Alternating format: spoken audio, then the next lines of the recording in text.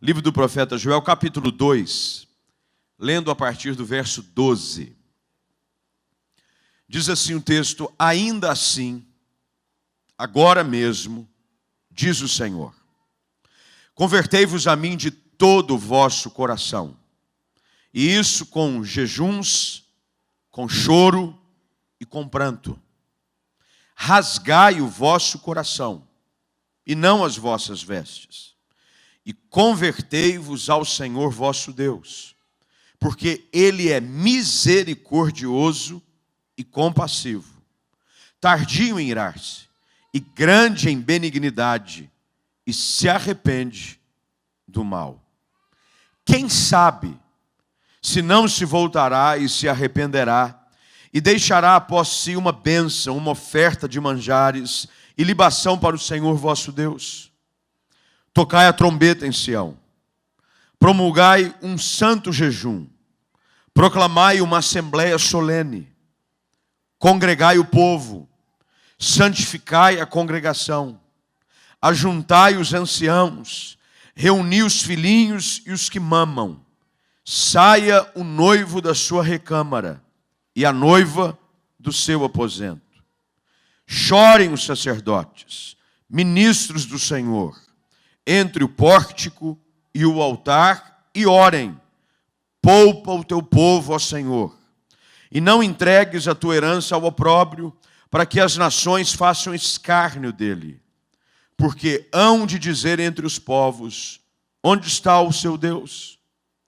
Então o Senhor se mostrou zeloso da sua terra, compadeceu-se do seu povo, e respondendo lhe disse: eis que vos envio o cereal, o vinho e o óleo, e deles sereis fartos, e vos não entregarei mais ao opróbrio ante as nações. Lemos até aqui, vamos orar. Curva a sua cabeça mais uma vez, por favor.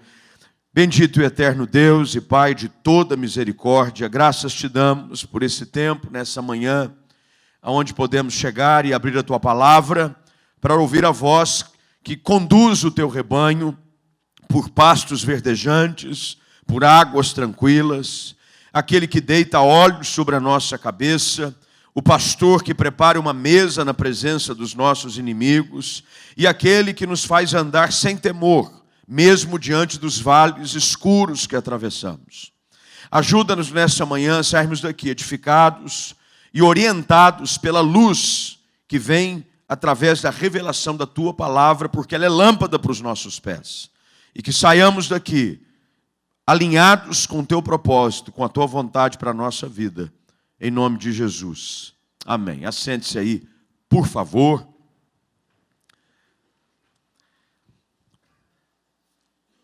Esses livros, chamados livros dos profetas menores, e eles são chamados assim, profetas menores, não é porque eles tinham uma estatura menor do que o dos outros, porque tem gente que acha que os profetas maiores tinham 1,80 m para cima.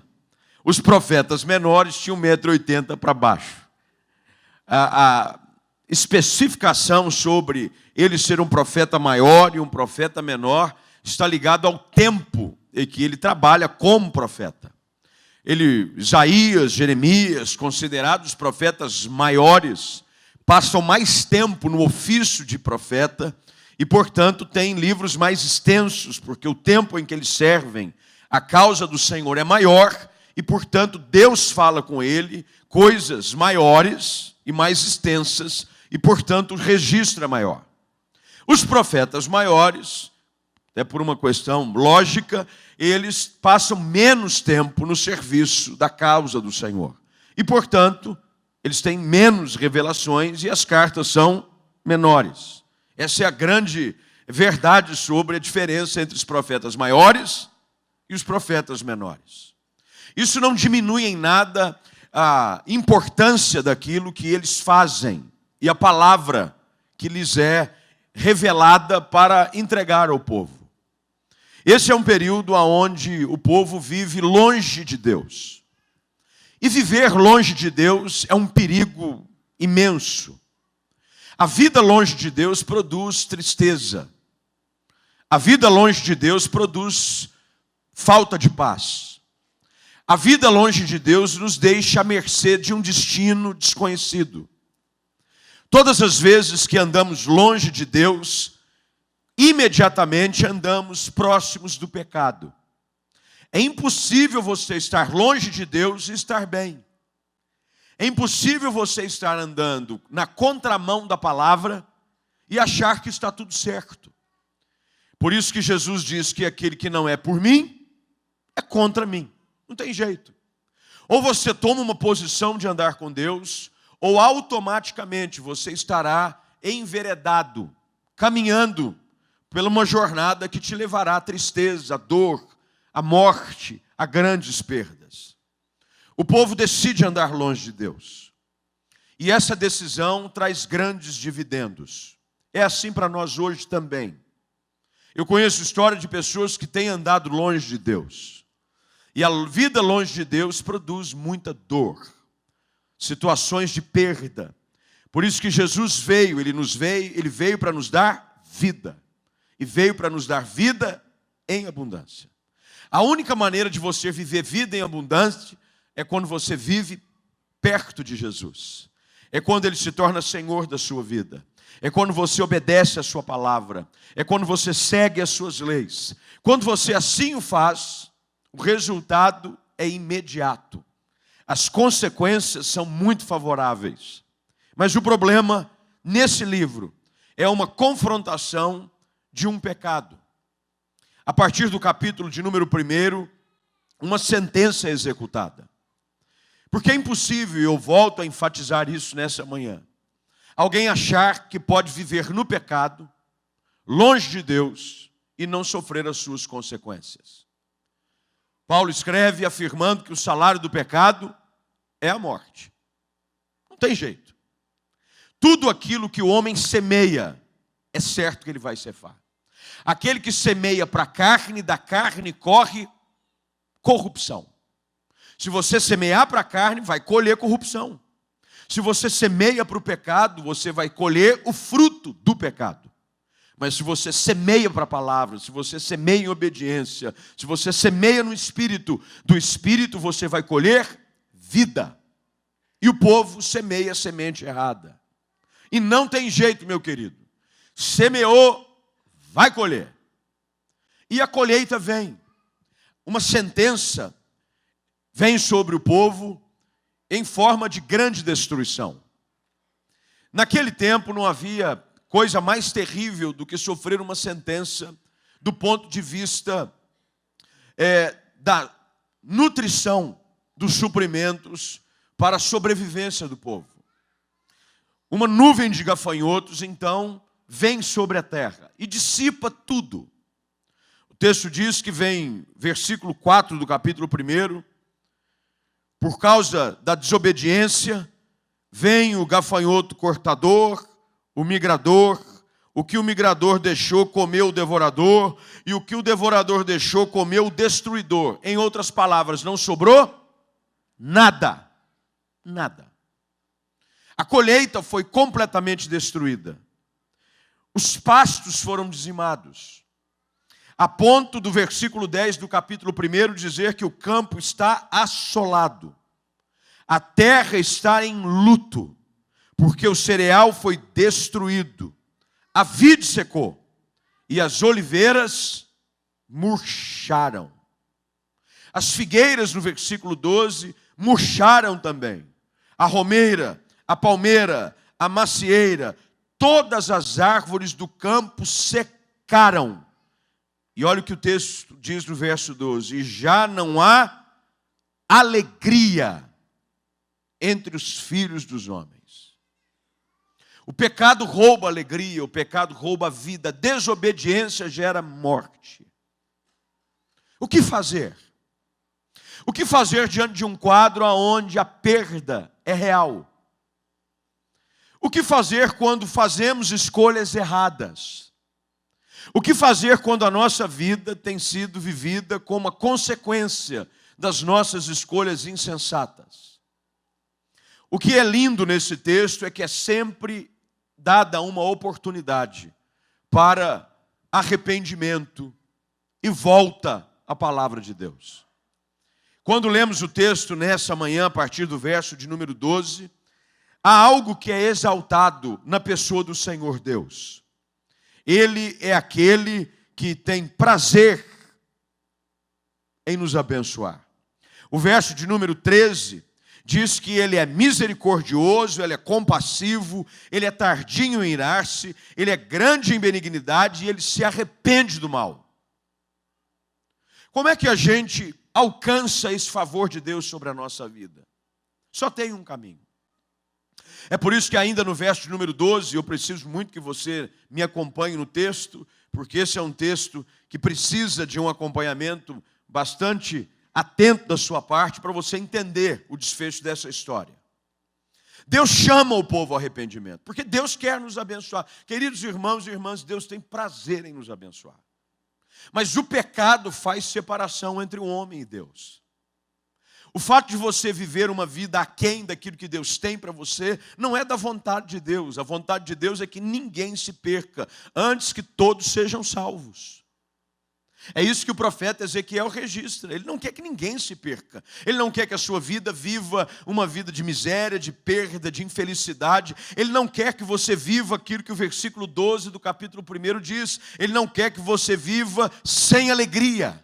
Ele não quer. Deus quer colocar um sorriso novo no seu rosto. Deus quer colocar no seu coração uma nova alegria. Deus quer resgatar o seu coração, algo que um dia você perdeu. Mas há algo que depende de nós para que isso aconteça. Se chama arrependimento e contrição.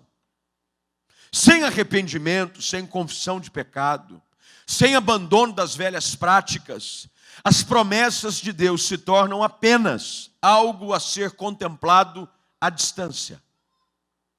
Vemos um futuro ideal, mas distante de nós, porque o caminho da felicidade passa pelo arrependimento, pela confissão do pecado, pelo abandono da prática das velhas obras. E é por isso que no verso de número 12, ele diz: assim agora mesmo, diz o Senhor, convertei-vos a mim. Conversão é mudar o rumo, é mudar a direção. Se você está caminhando numa direção aonde a alegria tem sido roubada, aonde aquilo que você deseja está distante, é hora de rever o seu percurso. É hora de você olhar qual é a direção que você tem caminhado. E o apelo das Escrituras é esse: convertei-vos a mim de todo o coração. Há uma necessidade de entrega total e incondicional ao Senhor. Deus não está interessado em partes do seu coração. Deus não está interessado em você se inclinar a Ele de uma forma paralela apenas. Ele quer que você se entregue a Ele de todo o coração. E essa entrega exige da nossa parte uma decisão radical de se prostrar a Ele com toda a devoção. O verso de número 12, e essas são palavras do Senhor Deus. Eu quero que você entenda isso nessa manhã. Eu apenas sou um eco das Escrituras nessa manhã sobre a sua vida. A palavra do Senhor diz: o desejo dele é que haja jejum com choro e com pranto. Porque o verdadeiro arrependimento gera contrição na alma. Não é remorso. É entender de que aquilo que você semeou produziu uma colheita terrível de perda, de infelicidade, de roubo de alegria da sua vida. E é necessário você confessar isso diante do Senhor. Há uma expectativa no coração de Deus sobre nós nessa manhã. Tem se falado muito sobre a nação brasileira. O que vemos nos nossos dias, meus queridos irmãos, nada mais é do que o fruto de uma semeadura de pecado e de imoralidade que tem sido hoje ceifada por toda uma nação. Se não houver um arrependimento, se não houver uma confissão de pecados, e se a igreja não se colocar na brecha, viveremos sempre com alegria distante, porque eu estou cansado de ouvir de que o Brasil é um país do futuro, mas um futuro que nunca chega. Tem gente aqui com idade suficiente para poder dizer que já testemunhou vários governos e discursos dizendo: o Brasil é um gigante adormecido, o Brasil é um país com potencial imenso, o Brasil tem um futuro glorioso pela frente, mas esse futuro se torna apenas um produto distante, porque sempre há uma atitude contrária a uma semeadura que produz bênção na nossa vida. Há uma necessidade de arrependimento, de confissão de pecado, de abandono das velhas práticas. E isso começa aonde? O texto diz. Olha o que o texto diz. Versículo de número 16. Congregai o povo, santificai a congregação, ajuntai os anciãos, reuni os filhinhos, os que mamam. E olha o que ele diz no verso 17. Chorem os sacerdotes, os ministros do Senhor, entre o pórtico e o altar, e orem. Queridos, a igreja tem um papel fundamental para a cura da nação. Começa em nós.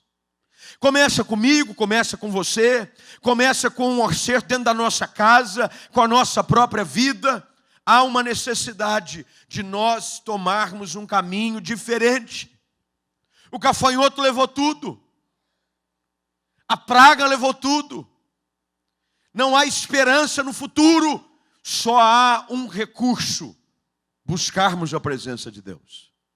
Se não buscarmos a presença do Senhor, não há esperança para o nosso amanhã. É o que Deus está falando ao povo, é o que o Espírito Santo fala à igreja hoje de manhã. Nós precisamos nos colocar na brecha e dobrar os nossos joelhos e clamar e nos arrepender e dizer: Deus tem misericórdia, porque Ele é grande em benignidade e Ele se arrepende do mal. Queridos, Deus muda a nossa sorte quando confessamos os nossos pecados e abandonamos as nossas velhas práticas. Quando isso acontece, o cenário muda. O texto diz, e paramos assim na leitura nessa manhã, de que essa busca total, busca de coração, de alma, não é só num dia da semana.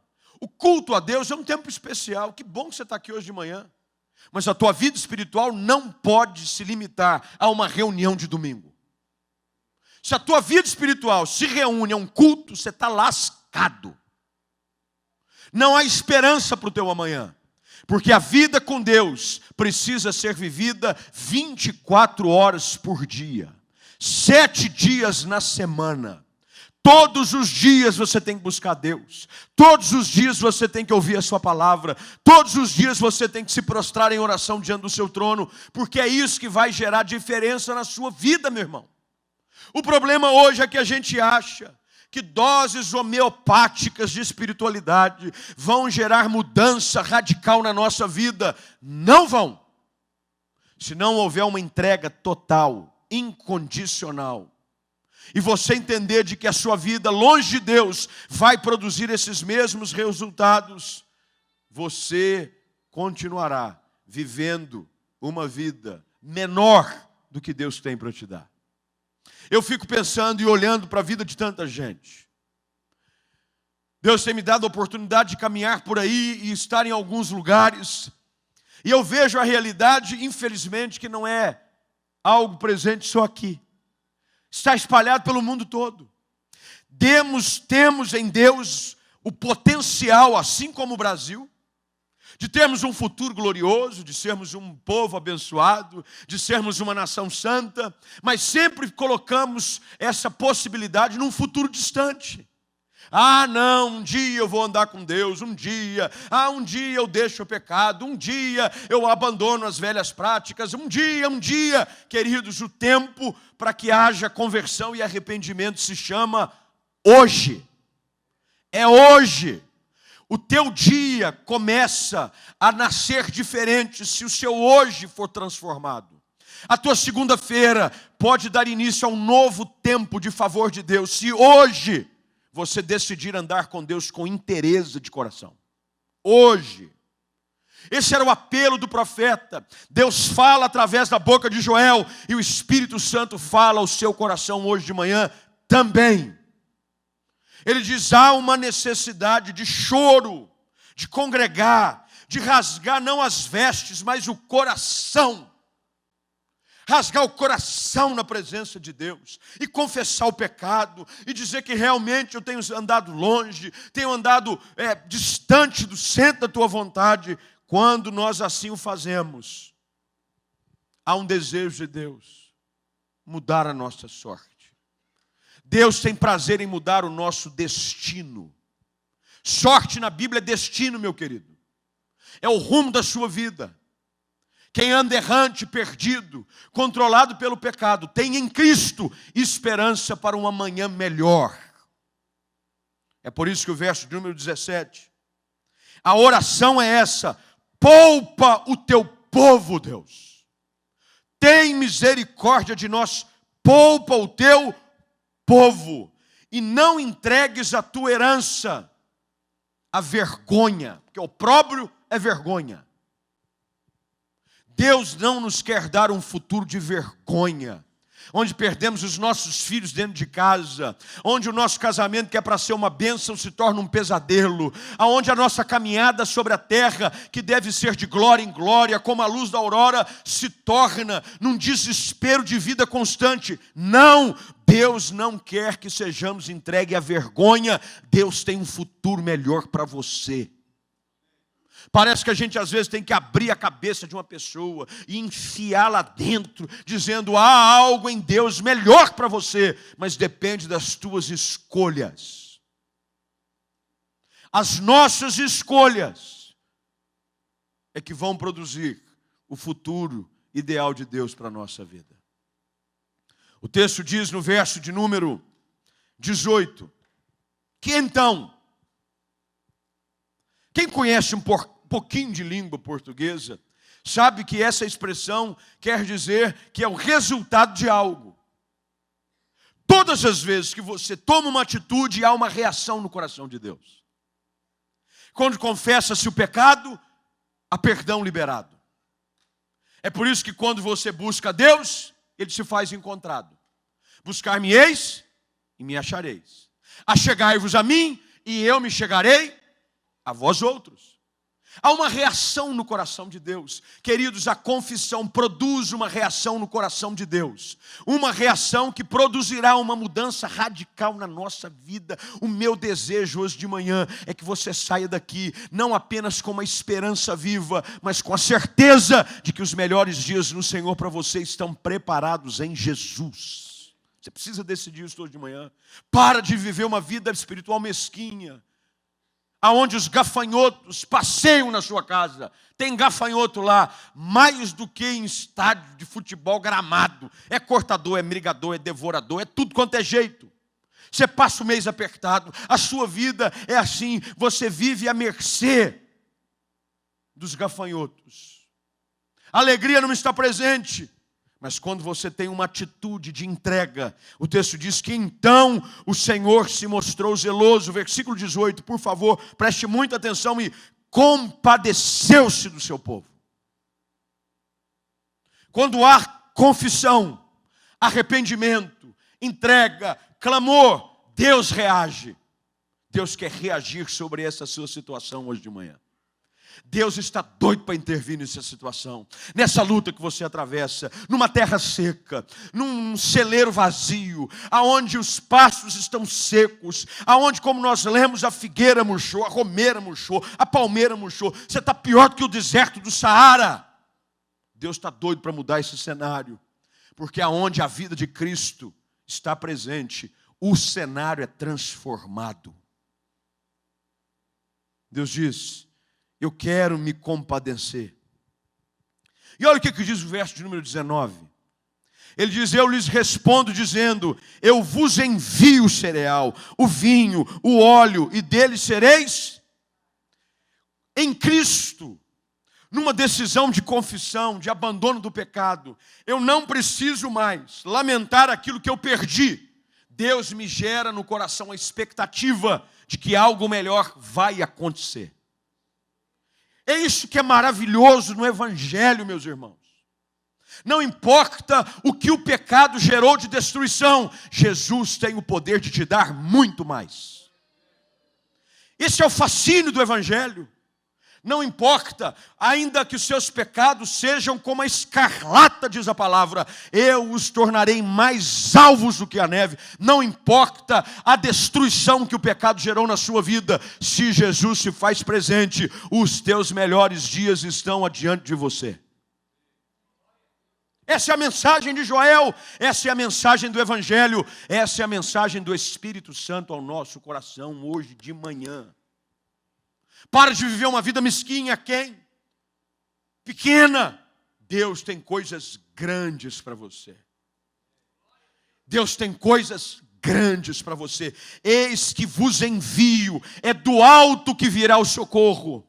É Deus quem está dizendo, eu vos envio. Porque se Ele recolher a sua mão, estamos perdidos. Mas da mesma forma, meus amados irmãos, se Ele estender a sua mão na nossa direção, seremos benditos do Senhor, seremos abençoados. No lugar do deserto, no lugar da erva seca, haverá abundância, manancial de águas, colheita fértil. Porque quando Deus estende a sua mão, tudo muda. Ele diz, eu vos envio. Eu não vos entregarei mais a vergonha. E olha que coisa interessante. O texto sagrado diz, verso de número 20. Acompanha aí, por favor. Mas o exército que vem do norte, queridos irmãos, não é um exército humano. Não pense você aqui que é um exército formado por soldados. Ele faz referência à destruição das 4 formas de gafanhotos. Aquilo que o pecado queria gerar de destruição na sua vida. Por causa do seu arrependimento, olha o que Deus diz. Eu o removerei para longe de vós. Que maravilhoso saber. É de que Ele não nos trata segundo os nossos pecados. A única coisa que Deus espera de você nessa manhã é uma confissão total e incondicional, de entrega, dizendo, Deus, eu quero a Tua presença, muda a minha sorte. Ele diz, fica tranquilo. Tudo aquilo que foi intentado de destruição e mal sobre a sua vida, eu removerei para longe, lançá-lo-ei numa terra seca, lançarei a sua vanguarda para o mar oriental, a sua retaguarda para o mar ocidental, subirá o mau cheiro, subirá a sua podridão, porque agiu poderosamente. Versículo 21, não temas, ó terra, regozija-te e alegra-te, porque o Senhor, olha o verbo como ele diz, faz grandes coisas. Eu não sei quanto a você, mas há um desejo no meu coração por ver esse agir de Deus na nossa vida hoje.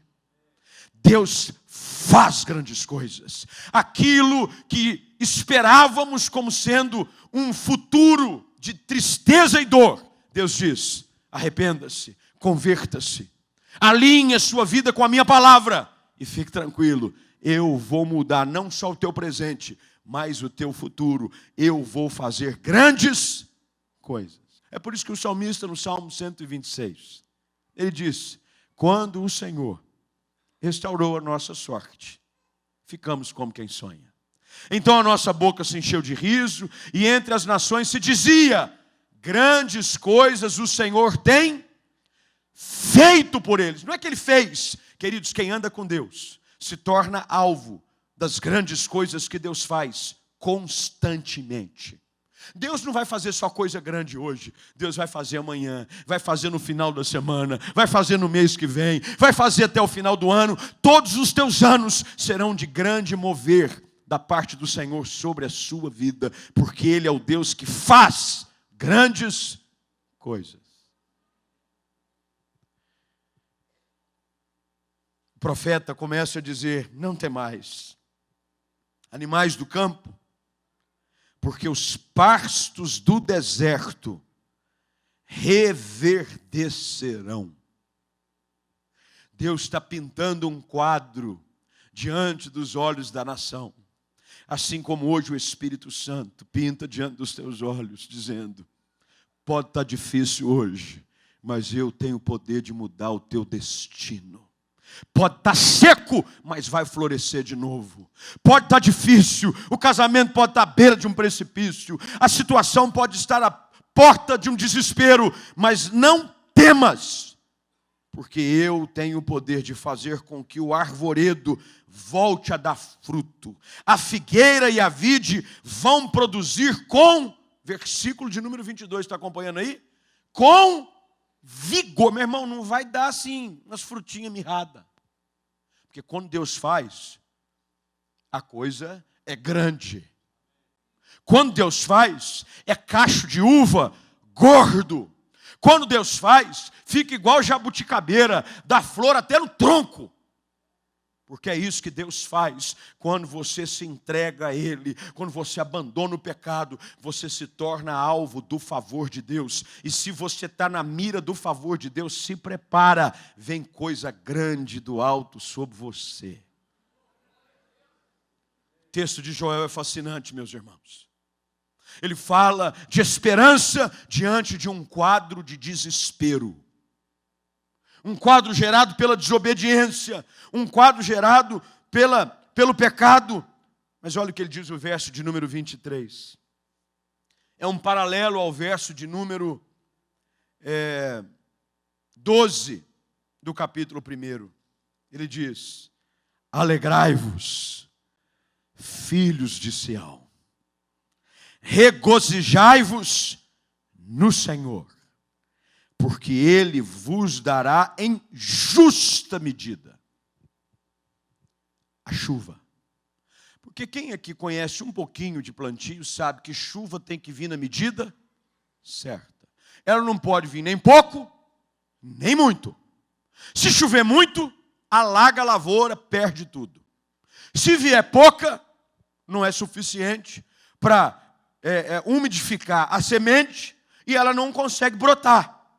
Olha o que Deus diz: pode se alegrar, porque os céus que estavam fechados vão derramar sobre você, como antes, chuva temporã, chuva serôdia. A chuva temporã é aquela que vem antes do tempo, ela prepara a terra para a semeadura. É quando deixa a terra assim no ponto ideal para você semear. Aí Deus está dizendo: eu não vou só mandar a temporã, eu vou mandar a seródia também. Porque a seródia é o fim da estação. É aquela que vem no tempo para dar grão graúdo. É para dar uma colheita abundante. Olha o que Deus está dizendo para nós nessa manhã, meus irmãos. Quando nós alinhamos o nosso coração com a palavra, quando há arrependimento, quando voltamos o nosso coração para a palavra, Deus muda a nossa sorte. O texto termina dizendo que os celeiros estavam vazios. Versículo 24. As eiras vão se encher de trigo. Os lagares vão transbordar de vinho e de óleo. E verso 25, coloque-se de pé, por favor. E eu vou restituir o que foi consumido por todos os tempos de destruição. O que o gafanhoto migrador levou, o que o destruidor levou, o que o cortador levou. Tudo que foi tomado de você, Deus vai restituir em forma abundante. Eu não sei quanto a você, mas eu quero isso para a minha vida. Eu não sei quanto a você, mas se há a oportunidade de viver dias melhores, por que continuar vivendo uma vida ruim,